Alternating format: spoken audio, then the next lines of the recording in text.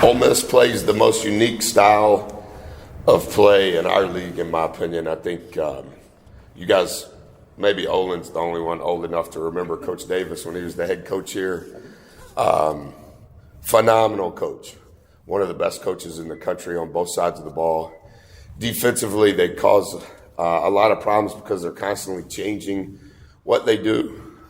We struggled against them last year in that regard. They have shot the ball from three in their two conference games. They're shooting 50%. They've had some injury problems that have plagued their team, but it seems like they're back going in a better direction. So we'll have our hands full, and we have a lot of prep to do over the next 36 hours in order to be ready.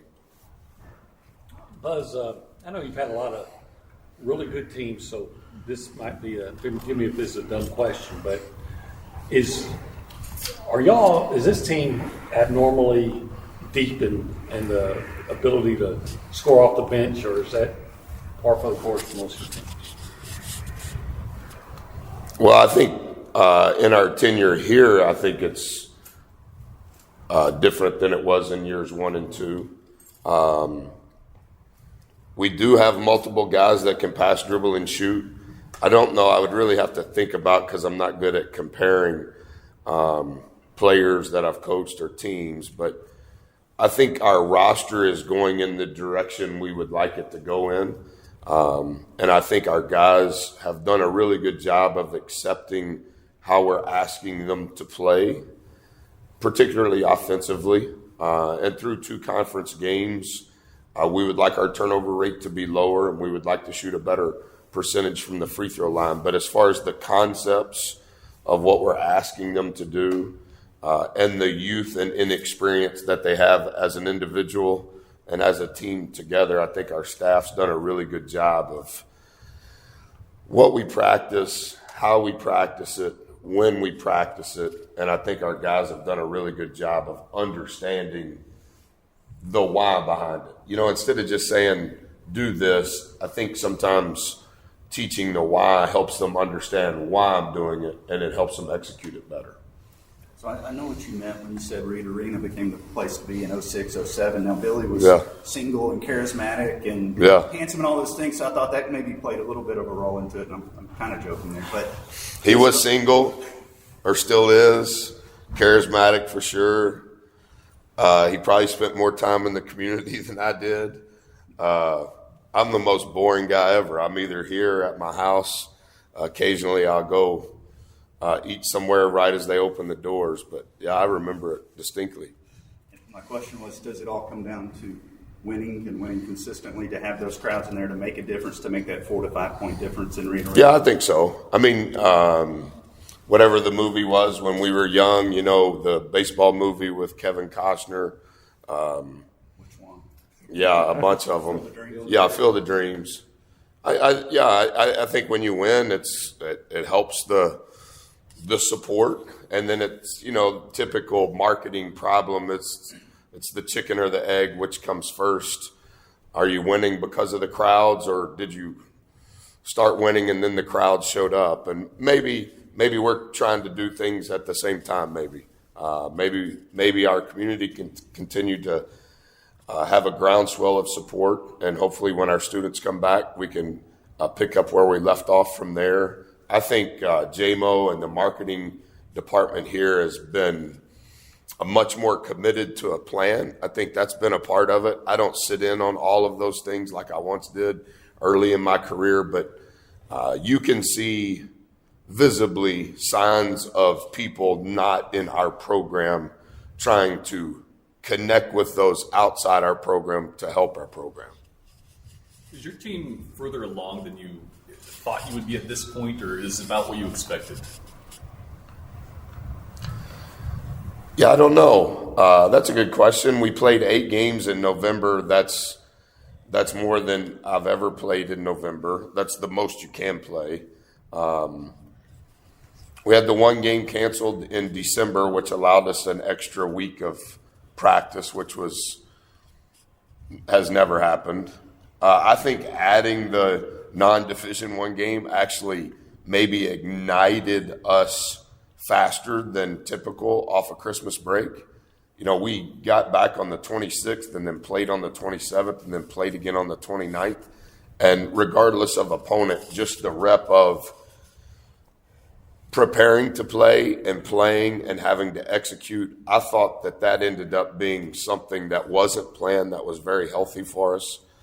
I think playing your first week of conference play, one at home, one on the road, now you kind of have a feel for both.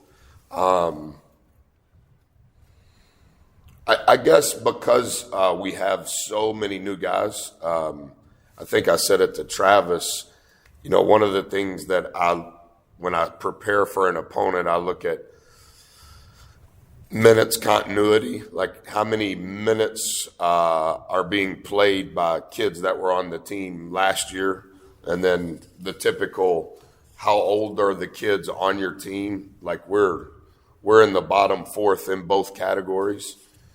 I think that they're trying to do similar to what I said to Olin. I think they're trying to do what we're asking them to do. And I think they really care about one another off the floor. And I think some of that is beginning to be seen on the floor. When Javante played for the first time in 2 weeks, you saw our bench. Hassan playing the lowest minutes of his career and making 2 big free throws at the end. I think you can kind of see how much they care about one another off the floor, and I think that's coming to life on the floor. And have you done anything in practice or talked to the team at all about these just finishing and the way you guys finish games? Yeah, we talk about everything, the good stuff, the bad stuff, win or loss, good or bad. There's always something to learn from, and to their credit and our staff's credit, I think we've all been very transparent and in limiting exaggerations and over-exaggerations. What's the truth and how can we learn from it? And, we call it our response. Our response has been really good. I know it could be a long conversation, but I know at times you talked about the new analytics software that y'all were able to get. It's big. It's huge. How have you seen, how has that made some tangible impacts on your success so far this season? I would say the first thing that it does is it makes you more aware of your team on both sides of the ball. And then it makes you much more aware of each individual on your team on both sides of the ball. I study it every day. And TJ and Lyle and Devin study it more than I do. And now Rock is on it for personnel for the opponent. Because whatever you study of yourself, basically you have that same information for the opponent. And I actually think that it has allowed our prep with our players to be more succinct than ever before, because it removes a lot of, well, I think this is what it is. It's just data. And you can get lost in the data. And I've spent a lot of time with Dusty Baker as my friend. And, he knows about analytics, but he's not completely sold that analytics tell the whole story. I have a kid he's not a kid, a guy that was a manager for us at Marquette that's worked in Major League Baseball in the personnel department for the last decade. And so his view on analytics is completely different than a coach. But I think it's helped in our prep for an opponent because it distills the information before you ever present it to the team. And it is a little addicting, right? Because it has it broke down like exactly what you would think. It's almost like looking at your retirement portfolio and you're looking at all the different investments and how they're doing and what percentage you're putting in each stock. I mean, it has that 2-point jump shot percentage, basket assist rate, transition volume, like it has everything. And it's for the team, but then it's also for each individual.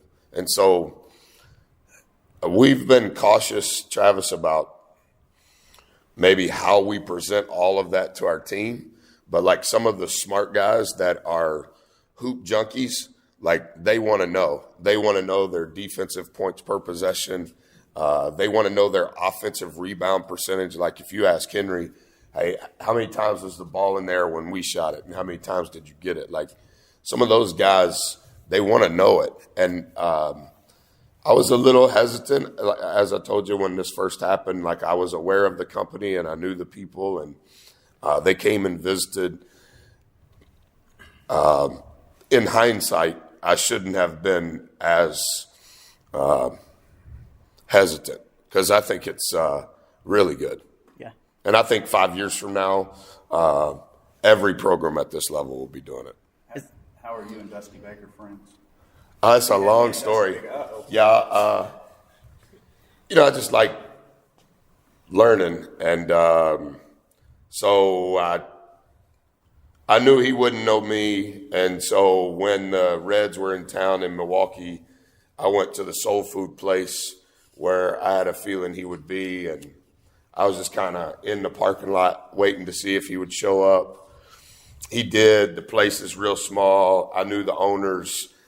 They loved me for whatever reason, so I went there too often and got a little too heavy. But when I saw him, I got in line in front of him. I knew there wouldn't be any seats.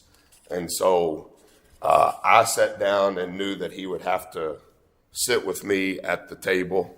And I never introduced myself, and I never acted like I knew who he was. And then it's just turned into, I guess that was over 10 years ago. He was at our game in the Sweet 16.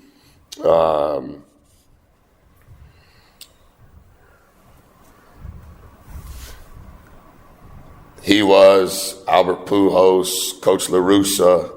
That was when we played in Phoenix when they were out there in what do you call it? In spring training. Yeah, so I've stayed in touch with him every month since then. Obviously, I've been to see him a couple of times with the Astros. Yeah, he's one of my favorite people in the world. And I don't know anything about baseball. I only know about baseball whatever coaches taught me. When you're coaching, do you adhere always to whatever the analytics was? No. I just study it in preparation for the opponent. But I'm aware of our players' numbers as I'm studying for Ole Miss. I'm looking at our analytics in comparison to their analytics. Not necessarily matchup based, but maybe how I could say it is leverage. Like when we play Olin, are we better on offense or worse? When we play Olin, are we better on defense or worse? And you could kind of, if you watch even Saturday, when I'm subbing guys in and out of the game, it's not exclusively based on us. Sometimes it's based on the opponent and the situation. And so, no, I think once the game starts, whatever I've prepared in my mind is pretty much how it goes, other than the instinct of the game. But it's never analytical. If I could take it one back real quick to the bench and things like that, how were you able to sell Clinton on the idea that, hey, you're probably better for us coming off the bench? Because so many guys want to start.